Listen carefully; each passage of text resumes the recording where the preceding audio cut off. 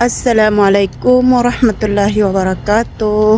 Mapya-mapita sa kita nutanan. Ang oras dito sa Saudi ay 6:50 ng umaga. Punta ako ngayon sa Bakala para bumili ng nuggets na kakainin ni Muhammad. Kagigising lang namin. Kaya ayun, gutom siya, naghahanap ng nuggets. Naubos na yung nuggets sa bahay, kaya pupunta ako ng Bakala para bumili. Dito tayo dadaan para malapit. Oh, dito ba nakakuha? Makita may buhat ng siya. Para kasukulan ako. Okay, kumbalay na niya, sobay namin. Tapos niya pa magpatay. Magkakita ko kung saan yung memet. Pinol niya, narinig ka para di ko kita. Hindi na pwede daanan.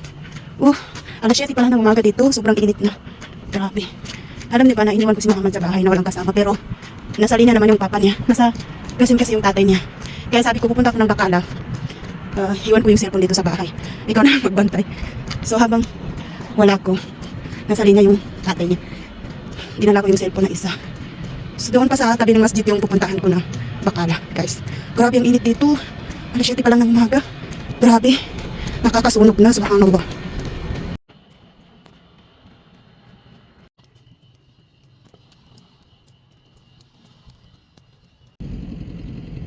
Alhamdulillah, nandito na tayo sa Bakala.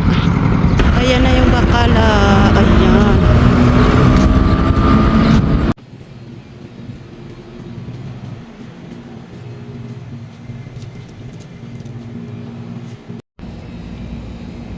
Ayan guys, nakabili na ako ng, alam nyo, binili ko lang saging, tapos indomie, at saka nuggets.